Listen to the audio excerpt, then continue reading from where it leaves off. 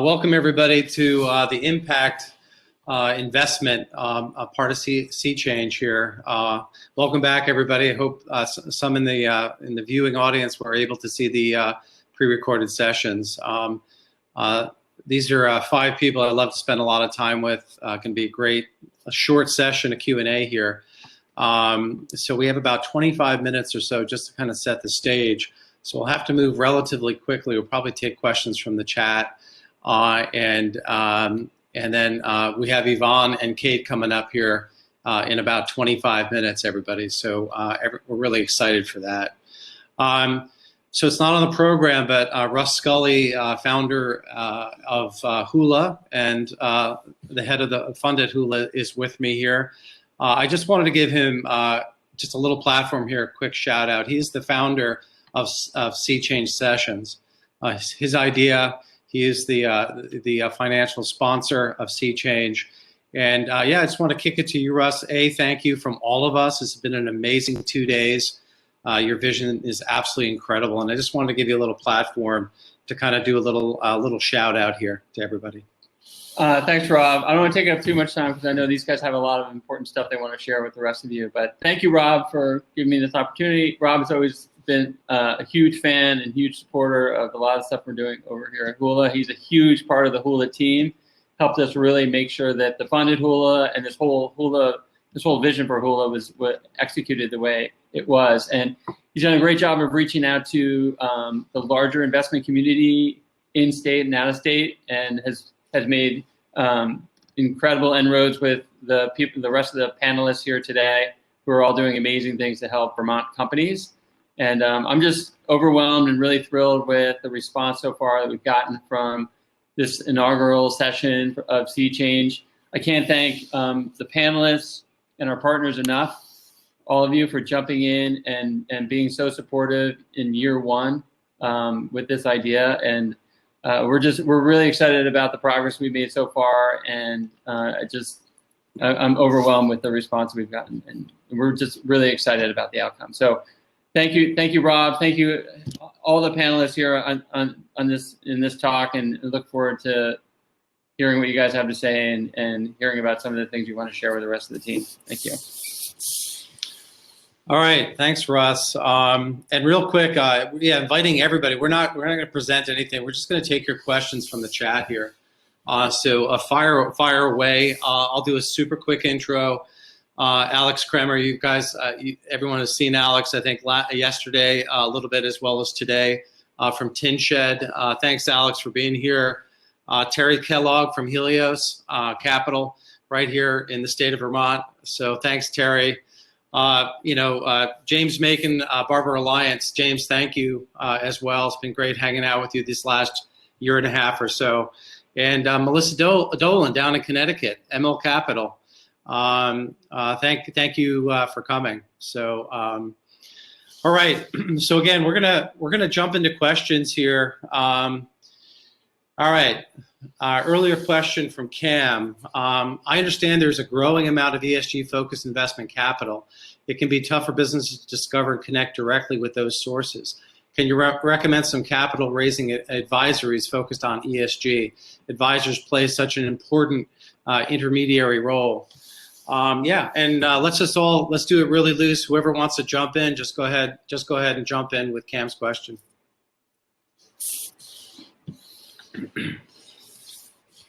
Wow, everyone's speechless.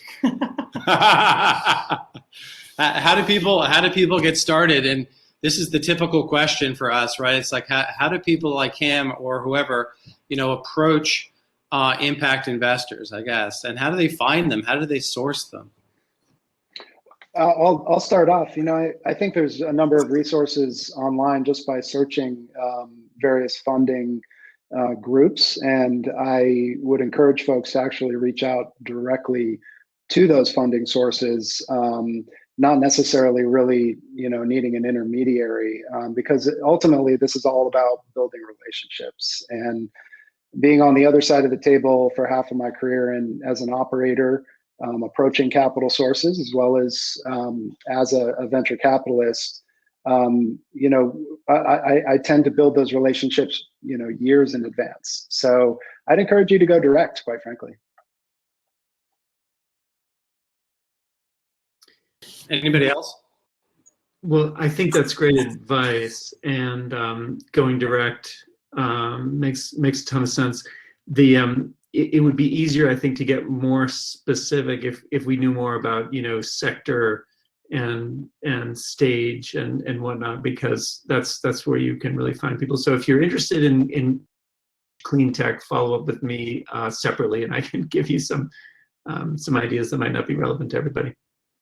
Yeah, and I'd also just jump in and say the network of folks trying to solve specific like environmental challenges crosses from investors to foundations to just other organizations that have a similar target problem to solve in mind. So if you know a group that's focused on this problem in any capacity, I'm sure they know, like, oh, we don't, you know, we only focus on nonprofits, but these are some groups that you might want to talk to on the investment side, because oftentimes there are a lot of connections that go back and forth.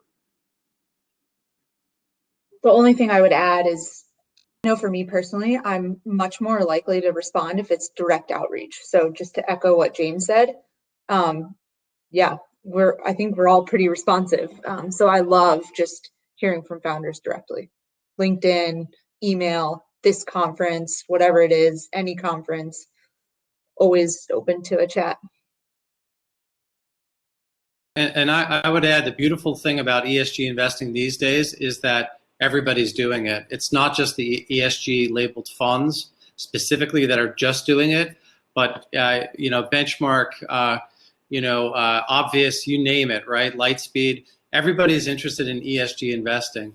But having said that, I would give two pieces of advice. I'd go to Crunchbase first and set your toggles the right way for ESG. Look at the deal flow inside of Crunchbase, and then if you can find access to PitchBook, that's the ultimate place to go, right? To set your toggles for ESG deal flow, and that's, you know, that's kind of my practical advice. All right, we're going to take another question there. There's a lot of scrutiny around how VC dollars go to female-founded companies. This is for Melissa, by the way. In your opinion, what is next on the path to gender equity in VC? What is missing from this conversation? I think the first thing I would say to that is, I think Emil has maybe 5 women-owned, female-founded companies in our portfolio. So we're really excited about empowering female founders. We've had a lot of great success in partnering with female founders. I think, yeah, I think we, on both sides, getting more women around the table at VC firms opens the door for more female founders, just as we see, you know, similar people around the table. Going back to that first introduction or that first conversation, it makes it a lot easier, I think. So I'm super excited to be, I recently came back to venture capital. I was on the brand management side for 5 years. I'm super excited to be around the table. And I would encourage any founder, but particularly female founders, to reach out. I would say, you know, I think I'm pretty good at a low stakes, comfortable conversation, which makes it easier for more and more women to be part of this. Hey, Rob, something I can add. My favorite podcast is How I Built This by Guy Raz. And the stories he brings to life are just extraordinary. And he does an incredible job of highlighting. I can think of several examples where it's either women or minority founders, and he hammers on the VCs that pass them over, you know, in large part because they were, you know, white male decision makers. And the more, you know, we emphasize the stories of lost opportunities on the part of like the best VCs that just didn't get it because they couldn't empathize or relate with the problem that this founder was trying to solve. That's the sort of thing that changes things, because they go back and they look at themselves and they're like, okay, yeah, we do need to change our approach here if we want to stay in the game. Yeah, great point. Anything else on that, Alex or James? I'll just add that I've read some really, I think you asked what's missing in the question, highlighting the successes. There's some interesting articles about women, organizations that have either a woman founder or women in the C-suite, perform very strongly, stronger compared to founding teams that are all men, all white males. So there's diversity of perspective, diversity of opinion that comes from having both genders in leadership, different ethnics and racial backgrounds. So what's missing, I think, is highlighting some of the things that we miss if we do focus on the white male founder. So I think highlighting some of those successes is something that we could, the industry could bring to light a bit better to get more dollars to that space.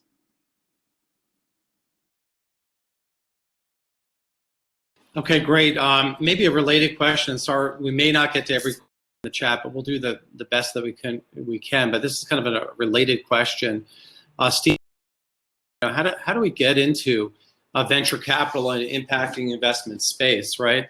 The VC space is, famous for being a difficult space to break into generally, right? Steven's asking even a more specific question. How do you break into ESG and impact venture investing?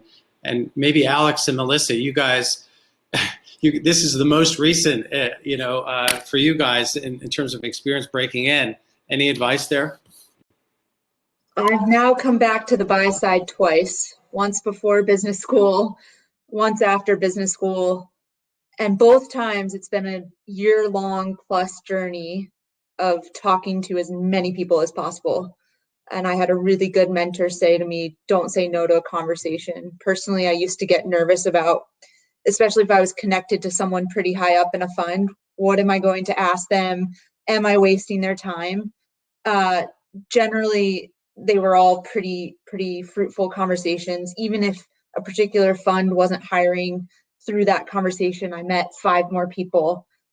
So both times I would say the best opportunities came through my own personal network and allowing that network to branch as far as possible, and being open to any conversation at all.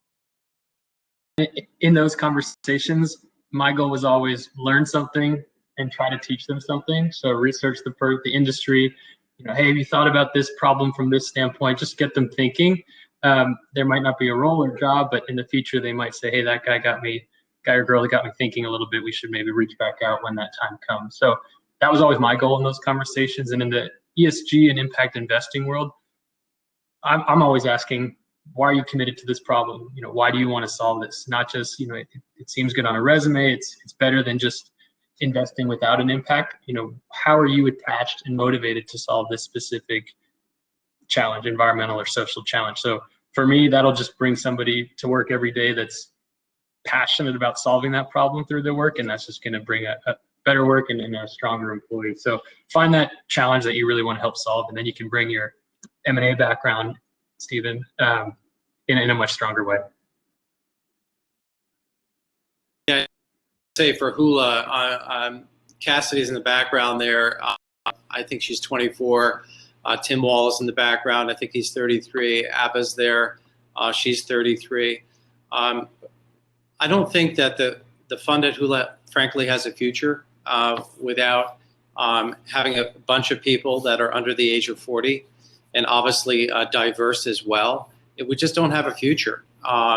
Stephen, to your question, right? We need young people.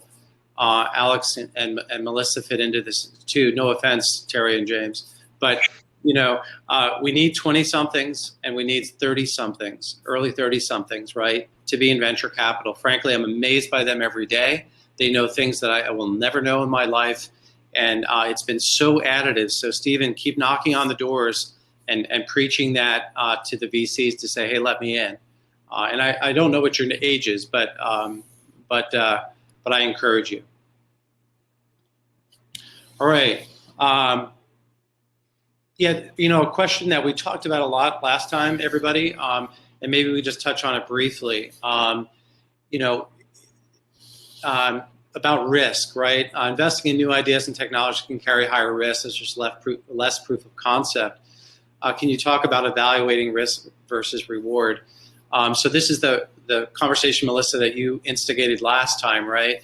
Isn't the ESG space a little bit riskier, perhaps, than the general space? So let's just do a real quick, a couple minutes on that. Any new ideas on that question? I mean, I would say I probably disagree with the thesis that inherently it is more risky. I think if you're looking at opportunities that are at the intersection of impact and demand, where you're truly fueled by commercial success, and there's inextricable link between impact and financial and operating performance. I really don't think that there is a disconnect. It's just a matter of finding those particular areas that makes the art.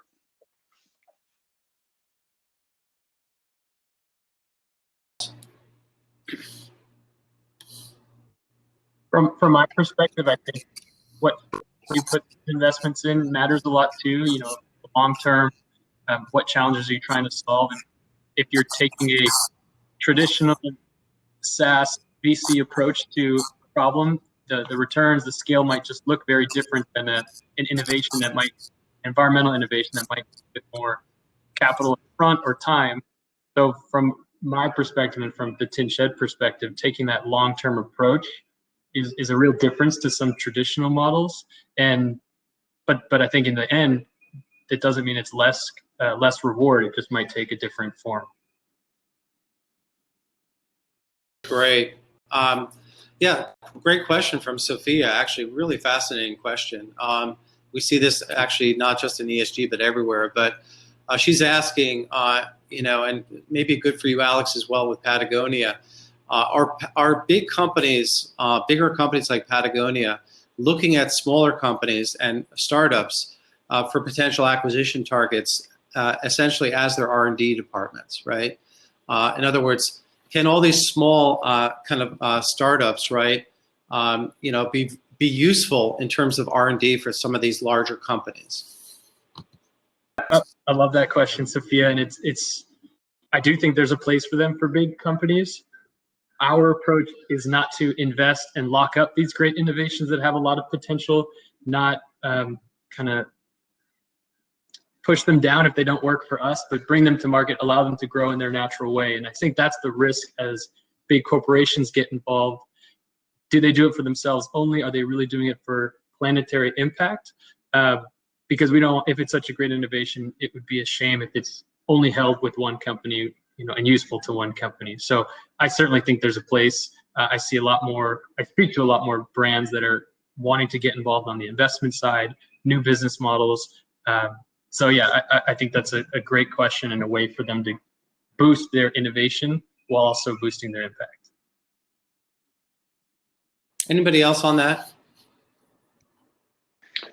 Yeah, I mean, I would certainly say that M&A activity is flourishing, certainly within food and ag. If you think, to be very specific about it, it takes $1 billion+ to develop a new soil amendment or inoculant that folks are spraying on the field. And with this turn towards biologicals and more friendly type approaches, environmentally friendly, we have seen an onslaught of acquisitions of smaller startups that have alleviated that R&D burden for big ag, and they are basically buying demand, if you really think about it. That demand of the future that's requiring environmental and sustainability to be incorporated into their practices. It's exciting to see. Yeah, that's great. It is. All right, a couple more questions there here, and then we're gonna have to bounce. But Benjamin's another great question. How do you convince folks who are not millionaires and billionaires to move their savings, right, their nest eggs from basic Vanguard-esque portfolios to portfolios based in ESG investing? This is such an interesting question to me right now. Well, Benjamin, it's happening in the Reddit crowd, right? So if you go on some of these Reddit threads, they're not just looking at GameStop, et cetera. They're looking at ESG companies, right? They're really, really positive Reddit threads that are saying, how can we do impact investing? So go check out Reddit and search for ESG. And then the other funny one is, I'd be interested to hear your guys' opinion on this too, of SPACs, right? I mean, SPACs, for all the froth and potential peril, they're also an incredible democratization of capital. It's essentially allowing people to buy into the public markets, into startups that are focused on a broad range of things, and that has really democratized access to these great emerging ESG companies. So I encourage you, Benjamin, to go on and just follow one of the SPAC trackers, and just check out those companies, do the research on those companies, and see. Create a portfolio, a SPAC portfolio. Be very careful, very speculative, but it's also venture and private equity-esque, right? And you'll have a real chance, to get in on the ground floor of some of these really innovative companies. But somebody else want to speak to that? I'm actively working on a SPAC right now, and is 100% towards health and wellness. I, would not give any advice on, looking at some pre-announced acquisition on the SPAC front, but I think it is a big force that's happening right now, and another area that's interesting to see evolve.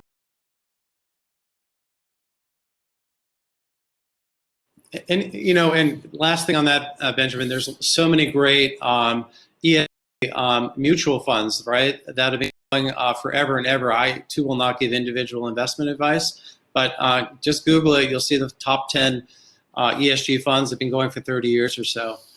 All right, question here from Tim Wall to each panelist. What is one key lesson you have learned over your years of investing? If you had to sum up your experience to one key piece of advice. Fascinating question here, guys. So who wants to go first?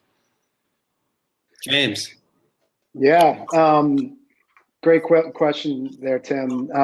Develop a unique perspective that ultimately evolves into a core strategy, and grow that strategy, but stick by it.